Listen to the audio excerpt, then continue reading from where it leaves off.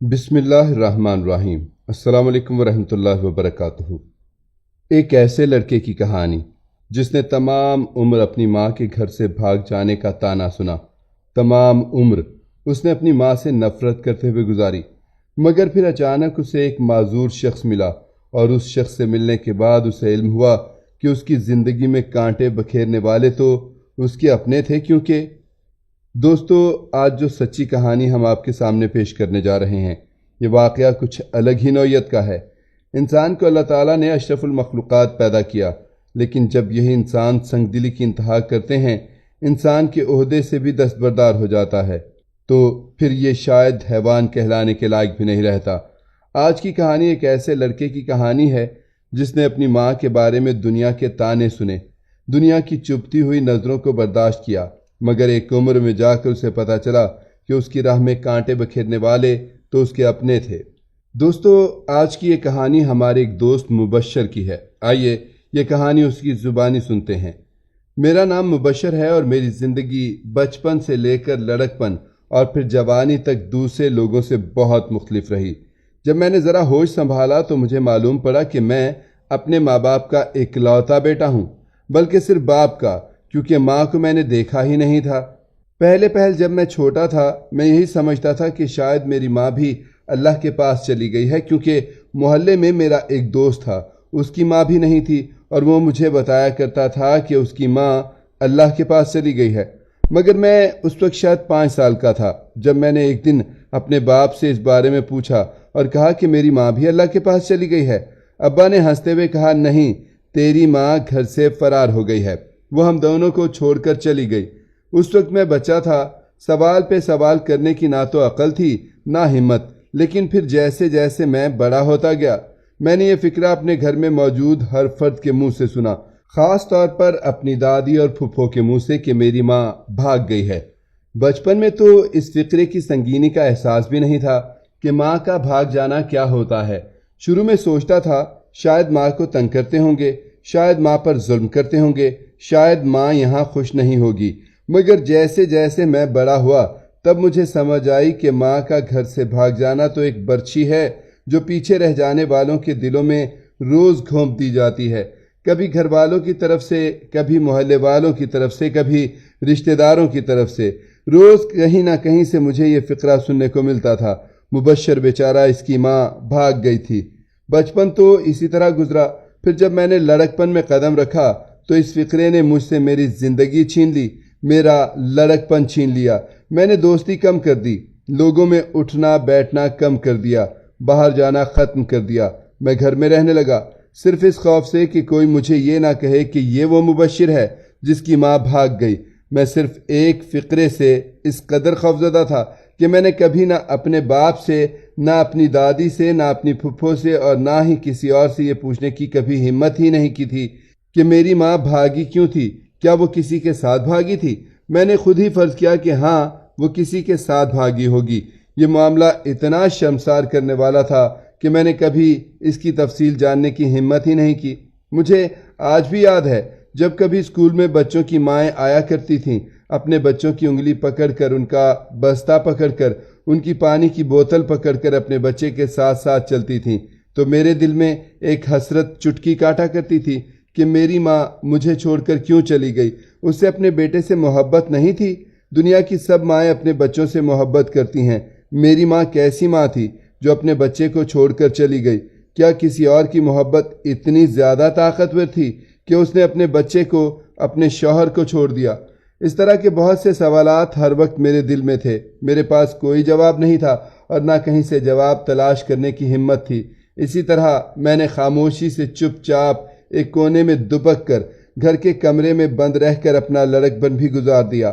تعلیم تو جاری تھی، میرے اساتذہ ہمیشہ کہا کرتے تھے کہ مبشر ذہین بچہ ہے، مگر میری ذہانت کو بھی زنگ لگ گیا، کیونکہ مجھے تھپکی دینے والا کوئی بھی نہیں تھا۔ ماں میری گھر میں نہیں تھی، باپ میرا اپنی زندگی میں مگن تھا، کاروبار کرتا تھا۔ بعد میں جب میں ذرا بڑا ہوا تو مجھے اس بات کا علم ہوا کہ اماں کے چلے جانے کے بعد ابا نے دوسری شادی بھی کی تھی، مگر جب 2-4 سال اولاد نہ ہو سکی تو میری دادی پھپھو نے اس عورت کو یہ کہہ کر طلاق دلوا دی کہ وہ بانجھ عورت ہے، ہم صدیق یعنی میرے والد کی تیسری شادی کریں گے۔ مگر پھر تیسری بار ابا کا رشتہ ہوا ہی نہیں اور ان کی عمر دھیرے دھیرے گزرتی گئی۔ میں کبھی کبھی اپنے باپ کی طرف دیکھتا تو مجھے بڑا ترس آتا تھا ان پر۔ وہ تنہا زندگی گزار رہے تھے۔ سارا دن کام سے تھکے ہارے آنے کے بعد گھر میں آ کر انسان اپنی تھکن اتارتا ہے، بیوی بچوں میں بیٹھتا ہے، ان کے مسکراتے چہروں پر نظر ڈالتا ہے تو اس کے کندھوں کے سارے بوجھ ہلکے ہو جاتے ہیں۔ مگر میرا باپ، وہ گھر میں آ کر بھی تنہا ایک کمرے میں بند ہو جایا کرتا تھا۔ میری ماں نے اپنی محبت کو چنا اور ہم دونوں باپ بیٹے کی زندگی اندھیر کر دی۔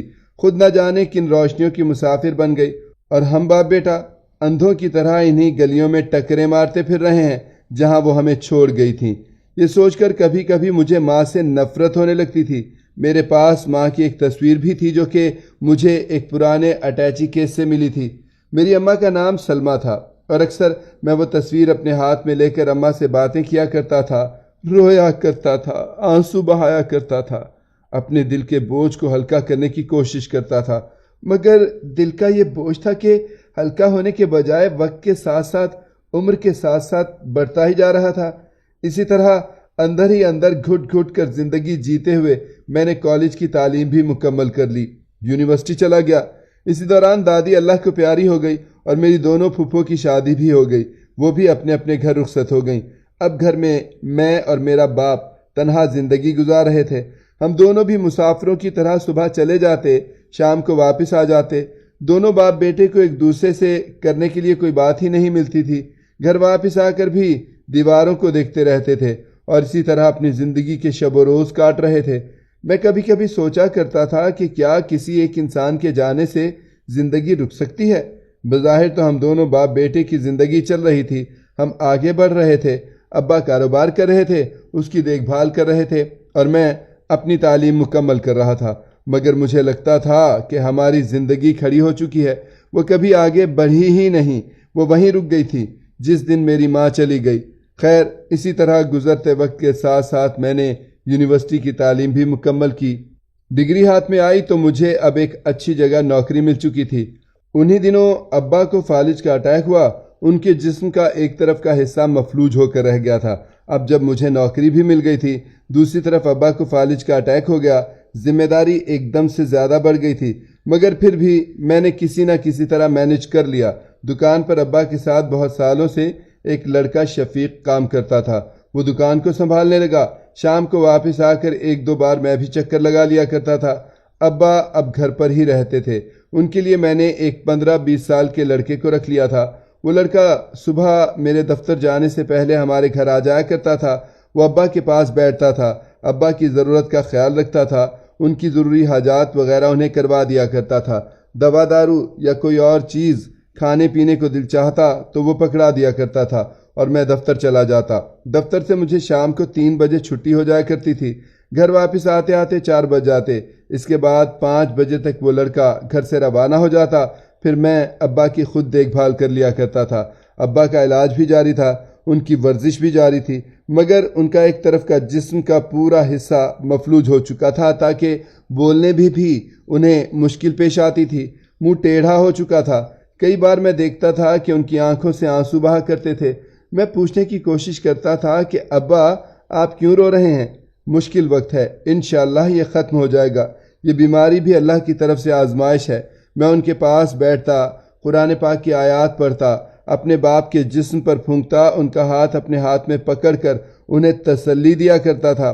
کبھی کبھی ان کے چہرے پر مسکراہٹ پھیل جاتی، مگر زیادہ تر ان کی آنکھوں کے کونے نم ہی رہا کرتے تھے۔ اس نئی کمپنی میں کام کرتے ہوئے مجھے تقریباً 2 ماہ گزر چکے تھے۔ میری ڈیوٹی فرسٹ فلور پر ہوا کرتی تھی، جبکہ سیکنڈ فلور پر بھی بہت سے دفاتر بنے ہوئے تھے۔ ایک دن سیڑھیوں سے اوپر والے دفتر کی طرف جاتے ہوئے ایک لڑکے پر میری نظر پڑی۔ اس کی طرف دیکھ کر ایک لمحے کے لیے میں ٹھٹک کر رک گیا۔ اس کی ٹانگیں گھٹنوں سے غائب تھیں، یعنی صرف گھٹنوں تک اس کی ٹانگیں تھیں اور دوسری طرف بازو کوہنیوں تک تھے۔ آگے سے گول سا حصہ بنا ہوا تھا، لیکن وہ پھر بھی بڑی ہمت کرتے ہوئے اپنے بغل میں ایک فائل کو دبائے اپنے ان ادھورے ہاتھوں اور ٹانگوں کی مدد سے سیڑھیاں چڑھنے کی کوشش کر رہا تھا، اوپر جا رہا تھا۔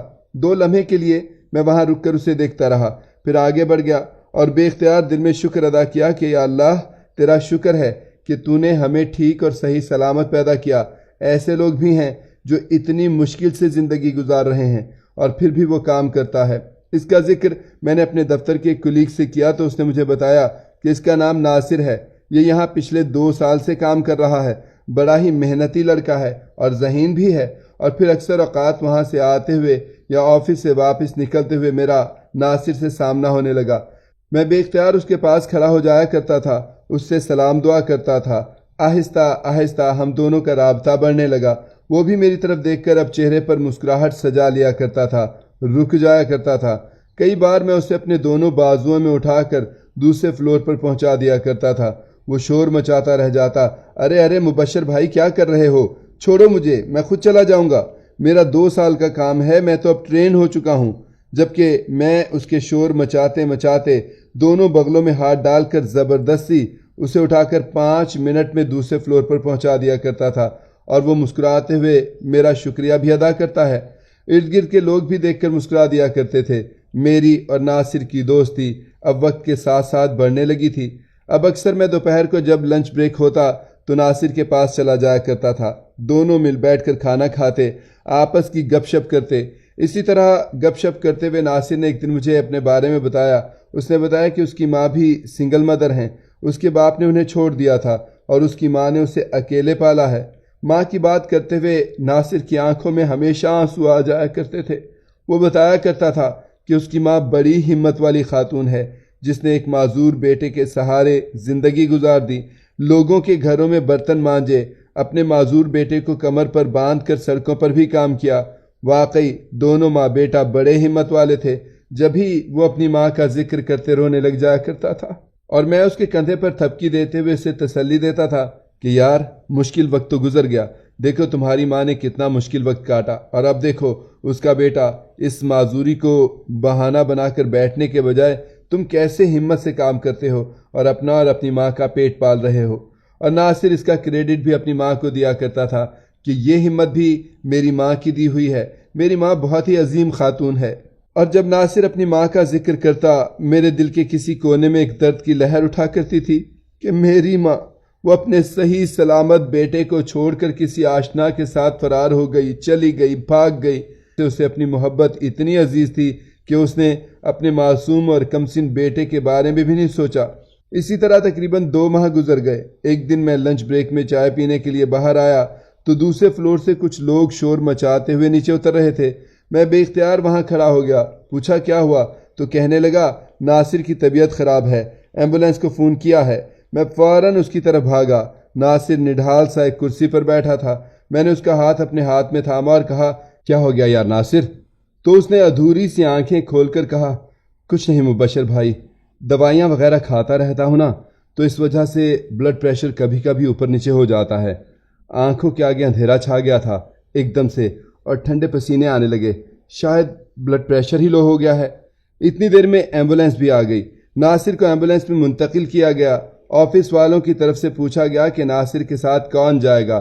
میں نے فوراً کہا کہ مجھے چھٹی دے دیجئے، میں ناصر کے ساتھ جاتا ہوں۔ میں ناصر کے ساتھ ہاسپٹل گیا، اس کا چیک اپ وغیرہ کروایا۔ واقعی اس کا بلڈ پریشر بری طرح لو تھا۔ وہاں سے کچھ دوائیاں وغیرہ لینے کے بعد ہم باہر نکلے۔ میں نے ٹھنڈا فریش جوس بنوایا اپنے لیے اور ناصر کے لیے۔ ہم دونوں نے جوس پیا۔ ناصر کی طبیعت اب کافی حد تک بہتر محسوس ہو رہی تھی۔ پھر میں نے ایک ٹیکسی کرائے پر لی اور ناصر سے کہا کہ چلو اب اپنے گھر کا ایڈریس بتاؤ۔ ناصر کہنے لگا ارے مبشر بھائی تکلف کیوں کر رہے ہیں، ایک رکشہ کروا دیتے، میں خود گھر چلا جاتا۔ میں نے کہا یار تم بھی عجیب بات کرتے ہو، دوست یار مصیبت کے وقت ایک دوسرے کے کام نہیں آئیں گے تو کب آئیں گے؟ تم فکر نہ کرو، اس میں تکلف کی کون سی بات ہے، میں تمہیں تمہارے گھر تک چھوڑ دیتا ہوں۔ ناصر نے ڈرائیور کو ایڈریس بتایا اور 15-20 منٹ کی مسافت کے بعد گاڑی ایک خستہ حال مکان کے سامنے جا رکی۔ میں نے ناصر کو سہارا دیا۔ ہم دونوں گاڑی سے اترے۔ میں نے ڈرائیور کو کرایہ ادا کیا اور دروازے پر دستک دی۔ کچھ دیر بعد ایک عورت نے دروازہ کھولا۔ یہ یقیناً ناصر کی ماں تھی۔ ناصر کے ساتھ کسی اجنبی کو دیکھ کر وہ تھوڑا دروازے کے پیچھے ہو گئی۔ ناصر نے کہا ماں کوئی بات نہیں، یہ میرا دوست ہے۔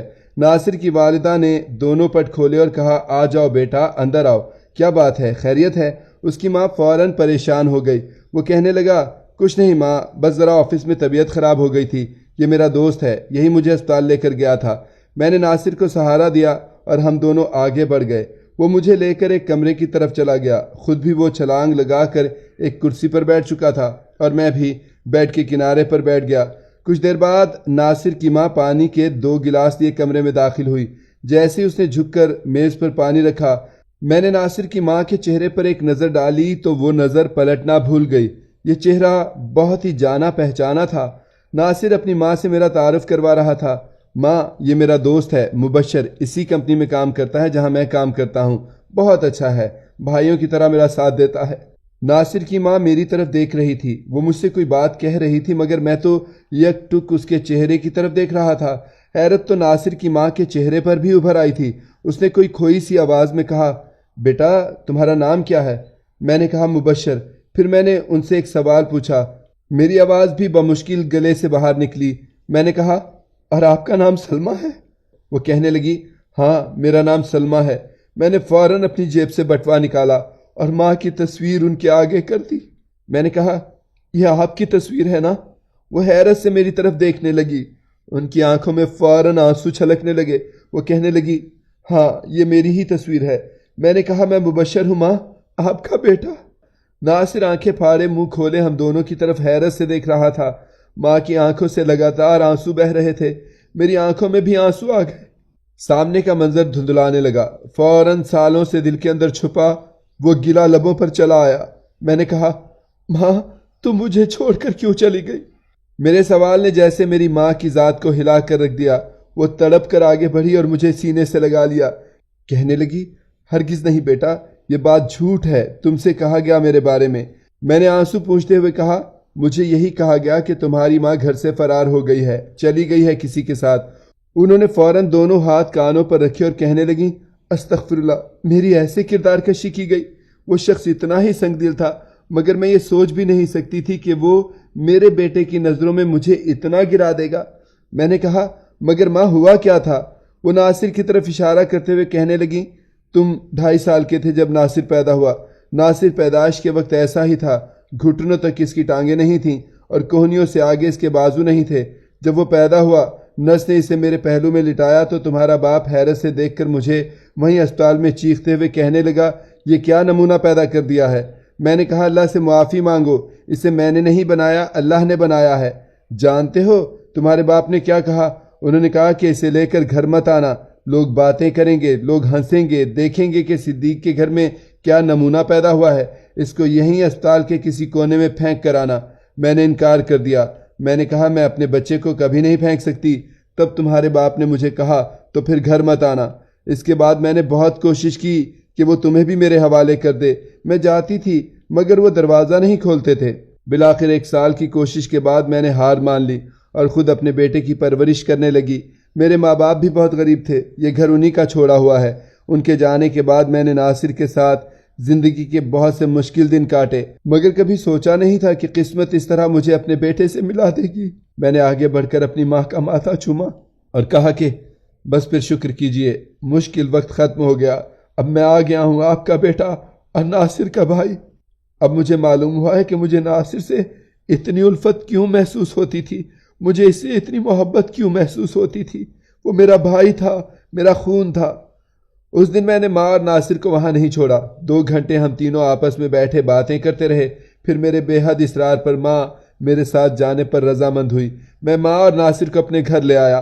جب گھر داخل ہوا اور میرے والد کی نظر میری ماں کے چہرے پر پڑی تو انہوں نے بڑی مشکل سے کانپتے ہاتھوں کے ساتھ اپنے دونوں ہاتھ چھوڑے اور ہمارے آگے ہاتھ باندھ دیے۔ تب مجھے سمجھ آئی کہ اب ان کی آنکھیں کیوں گیلی رہتی تھیں، وہ رویا کیوں کرتے تھے۔ شاید عمر کے اس حصے میں اس بیماری اور آزمائش میں مبتلا ہونے کے بعد انہیں احساس ہوا کہ انہوں نے اپنی زندگی میں کس قدر غلط فیصلے کیے۔ اب میں اور ناصر صبح کو اکٹھے دفتر جاتے ہیں۔ میری ماں نے گھر کا نظام سنبھالا ہوا ہے کیونکہ میری ماں میرے باپ کے نکاح میں ہی تھی۔ میرے والد نے اس وقت میری ماں کو طلاق نہیں دی تھی۔ میری ماں واقعی بڑے صبر والی اور عظیم خاتون ہے۔ اس نے نہ صرف گھر کے نظام کو سنبھال لیا بلکہ میرے والد کی بھی خدمت کرنے لگی۔ میں اکثر سوچتے ہوئے ان سے کہہ بھی دیتا ہوں کہ آپ کا دل، آپ کا جگرا کتنا بڑا ہے، دوبارہ سے اس شخص کی خدمت کر رہی ہیں جس نے آپ کو دھتکار دیا تھا، جس نے آپ کو گھر آنے سے بھی منع کر دیا تھا۔ ماں مسکرا کر کہتی، بیٹا جس نے جو اعمال کیے اس نے اپنے لیے کیے، تمہارے باپ کو بیماری کی اس حالت میں بستر پر پڑے ہوئے دیکھ کر میں اتنی سنگ دل نہیں ہو سکتی کہ اس سے منہ موڑ لوں، اور اب ہم سب ہنسی خوشی زندگی گزار رہے ہیں۔ بس جب میری نظر اپنے باپ کے چہرے پر پڑتی ہے تو سوچتا ہوں کہ میں نے تمام عمر کانٹوں پر گزاری، اور اب جا کر علم ہوا کہ وہ کانٹے میرے راستے میں میرے اپنے باپ نے بکھیرے تھے۔ دوستو، اس طرح کی سبق آموز کہانی اور سچے واقعات سننے کے لیے ہماری ویڈیو کو لائک کریں، شیئر کریں اور چینل کو سبسکرائب کرنا مت بھولیے گا۔ شکریہ۔ اللہ حافظ۔